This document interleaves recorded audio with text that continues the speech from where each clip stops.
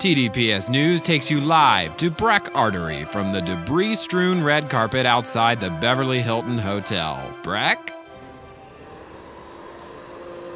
This is Breck Artery coming to you live from amidst the aftermath of last week's Golden Globes outside the Beverly Hilton Hotel in Beverly Hills, California.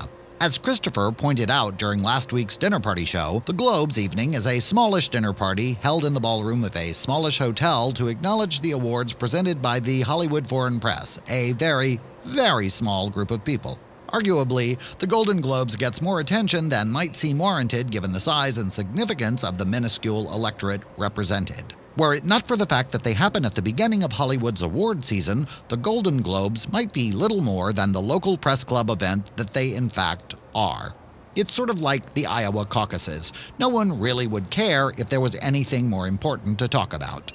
The talk of this year's Globes was surprisingly not the red carpet fashion faux pas, nor was it the fact that Ben Affleck, snubbed by the Oscars for Best Director, picked up Best Director and Best Picture honors here, beating out Steven Spielberg and Harvey Weinstein, and since Ricky Gervais didn't host, the talk also wasn't about the celebrity-bashing host. No, this year, the big talk was about the acceptance speech of the recipient of the Cecil B. DeMille Lifetime Achievement Award, Jodie Foster, traditionally an overly long snooze fest during the tipsy ceremony.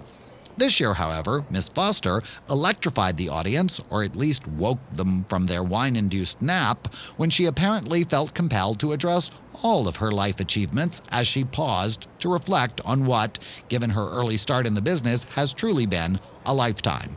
Pointing out that she valued her privacy and felt entitled to more than is typical of the current leaked sex tape subtlety of most celebrity self-promotion, Miss Foster did address her whole life. In what was clearly a personally terrifying moment, the actress again demonstrated her willingness to leave it all up on the screen and bare her soul to the best of her ability, removing any doubt about the sexuality she has long hinted at but never confirmed so publicly before. Naturally, large numbers of sanctimonious assholes felt qualified to judge and comment on the quality of Miss Foster's coming out speech because they munched box or smoked bone, though many during only an experimental period in college. One loudmouth drag queen who came out in a Broadway show about a loudmouth drag queen coming out felt free to condemn Miss Foster for not using the words he wanted her to use, while another child star has-been condemned her for not giving him credit for coming out first. This reporter is reminded of the sickening spectacle that followed the tragic death of the Princess of Wales many years ago.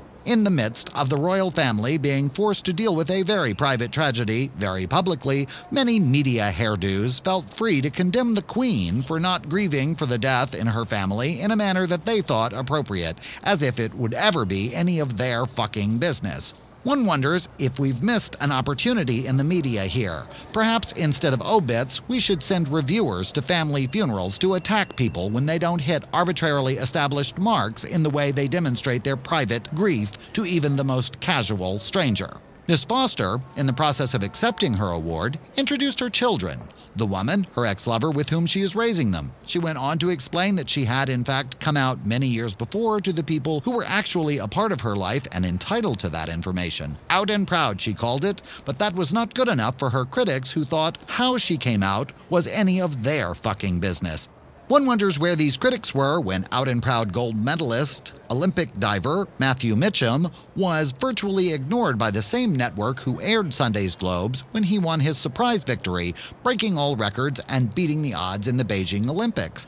Yet, just as that same network ignored Miss Foster's former partner, seated just a few feet away, even as Miss Foster spoke of her Sunday night, the network did not show one shot of Mitchum's partner also there to support him, or even Mitchum's medal ceremony. And where were Miss Foster's critics when Academy Award-nominated movie Troy blithely rewrote the 2,000-year-old gay romance in the Homeric epic to suit modern prejudice? Or when Best Picture winner Beautiful Mind simply didn't mention that the subject of their biopic was gay and had been arrested for having sex with other men and had been divorced from the wife depicted in the film as his savior for nearly 40 years, though she was in fact still his landlady, something they also didn't mention.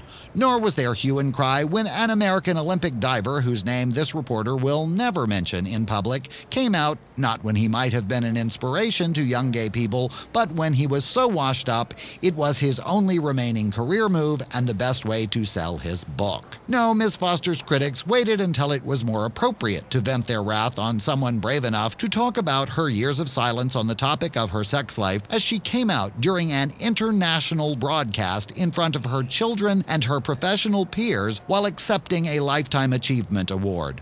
Well done, brave critics. Just to be clear, to those who've been so hard on Miss Foster, this reporter would have stood up to those who might have derided you for coming out while appearing in family programming, or by giving the impression that all gay men wanted to dress in drag and are filled with self-loathing. Your story is your own, and you should be applauded for it. I can only hope that you might find it in your hearts to applaud others for telling their own story as best they can, and save your venom for those who would seek to silence us when we finally find the guts to tell the truth about ourselves. In short, let's encourage one another to come out of whatever closet we might be in and be whoever we are. Till next time, this is Breck Artery wishing you good night and good dinner.